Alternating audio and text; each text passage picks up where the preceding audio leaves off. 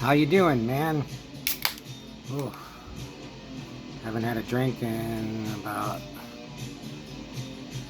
12 hours. So I'm not really going to review anything. I'm just going to complain about something. I was texting my friends, Dust, Gary, Lucky Luciano, about this comic that I got. And I just want to complain about it because I wanted to tell individuals. I was all, man, I'm sweating. Let me just do a video. So, and this is years in the making, man, now that I think about it. I used to go to this used bookstore.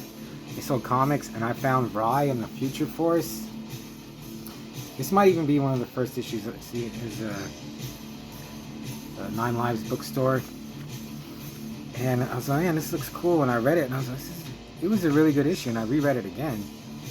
And then they had a bunch, so I buy all of them. I would just get whatever Rye's. And then I got to a point where I was like, I got a lot of these, but I don't have the whole story. I was like, let me get the whole story.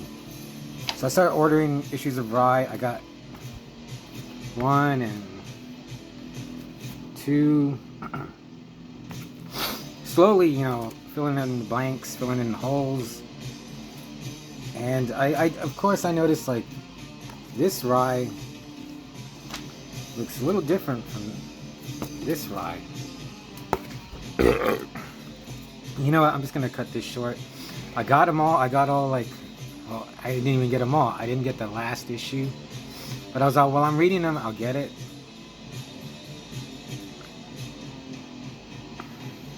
I started reading it. I got to issue 7, and then I was like, I don't have issue 8. And I was like, God damn it! So I ordered issue 8, and I was like, cool. And then I realized this Rye is a different. I can't remember his name. I can't remember his name. But it was a pretty good story. It's weird, like, or it's not weird. It's just very different from what, you know, Marvel, DC. Rye is a really good character. He's got a wife. He's got a son. He's like the spiritual embodiment of the protector of Japan. But even in issue 1, the story's already happening. Like, Japan has moved. Everyone in Japan has moved into a spaceship, and they're floating up above Earth. I don't know what happened.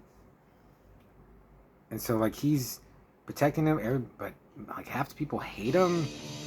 There's one part where like, there was a battle between, like, these rebels and separatists. They want, like, a new government for Japan, and some factory gets destroyed and something, and this lady comes up. She's like, my husband's gonna have to work 10 hours a week this week. And I was like, he only has to work 10 hours a week? Or he had to even work less, but he's working 10 hours a week to make it? So that's cool. His wife is, or not his wife, but the lady he had a baby with, I can't remember her name either. She's awesome. She's a good character too. And as I was reading the series, I was like, more of her, because she has a suit of armor, like a alien suit of armor. It's kind of like Iron Man, probably more like how Iron Man is now. Anyway, read issue 8, and okay, I'm gonna get the story of why the Rise look different, why he looks like this now. Get to issue 9, I don't know what happened.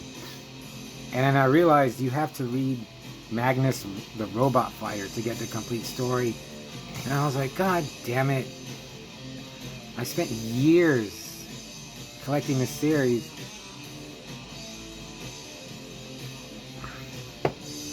And you have to pretty much read a lot of issues of Magnus the Robot Fighter to get the full Rise story. It's like, turns into like the Terminator, the Matrix. They're fighting robots, but I guess this is in between Terminator and Matrix. So they're fighting robots to save humanity. That's the whole thing. So yeah, man, it's just frustrating. Because I'd read an issue and then, okay, read these issues of Magnus, and then I don't have those issues. So I'd read the next issue. It actually seems like Rye is like the backup to Magnus. But this issue is like self-contained. And now that I think, I was like, if I would have just stopped here, I would have been fine. This is probably the best issue that I like the most. I like how Rye, look, he's not like, even maybe not yet. This is a 92. Check out the Mega Man ad. But heroes were like He-Man size, like Superman, even Batman. Rye looks like a regular guy. So I got the whole series, and then like this whole Terminator Matrix robot war ended with this Rye dying to save the world. So his son becomes new Rye. And then it ends. And so I was okay, well, I mean, I knew it was going to end. But I was okay, this is a whole new story. And it's only like, I think the fourth Rye, because that first, his father's still around. So his father was a Rye, he's a Rye. Then this guy became a Rye, and then his son became a Rye. And I was okay, new story, but it ended. And I was like, God damn it, man.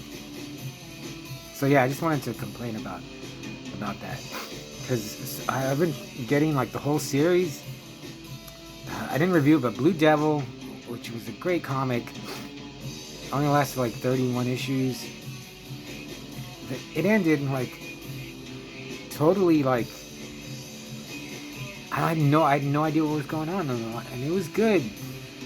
It was one of those comics that just one and done. Each issue is a separate story. There's no overarching story, and I really like Blue Devil, but that last issue was just horrible. Then I have the entire run of like the 1996 Elektra. That one so far as a whole series, that's probably the best one I've read. I was like, man. Okay, yeah, and then I got some comics. I'm gonna just complain about these. I got Wolverine number 8, 400, and Marvel is so stupid. Like they're saying, oh, this is the 400 issue of Wolverine, when they keep starting, deleting, ending, beginning, backtracking. And I was like, dude, if you would have just kept just a Wolverine comic when he started back, I don't know, in like 88, 89, he'd be on 400. He'd probably be actually more. And this is a horrible series. The Wolverine Revenge was awesome. The Wolverine Deadpool ongoing is pretty good. And the main Wolverine sucks. So then I got they reprinted the first Star Wars, and I was like, this art is kind of, I don't like it, but it's Howard Chaykin. Yeah, who the hell is he? But I don't know. But it's cool that they did. Marvel should just reprint their old crap. Usagi has a new one. I asked them at the comic shop. I was like, yeah, just anything I put on my list. Anything Usagi, yeah, I want. They start me with number 2. I don't know. I might have number 1. I need a goddamn drink. Listening to SHEEPRISER. I think the guy, it's one guy, but Socrates is his name. I wrote a letter to my friend Food. He sent me his newest musical output called Jesus Pieces. And I was like, man, there's nobody like Food, TZ, Malcolm Tent. Anyway, let me get back to the comics. I got Ultimate Wolverine. I'm buying this. I could tell them they put it, anything Wolverine that comes out, they've just put in my box just so they can sell me more comics. But this is so bizarre. I have no idea what's going on. I have issue 1 through 3. I've read them twice. I have no idea what's going on. And it's actually like kind of copying what Wolverine Revenge did, but just in a completely bizarre way. And lastly, I'll end this now because I'm very upset.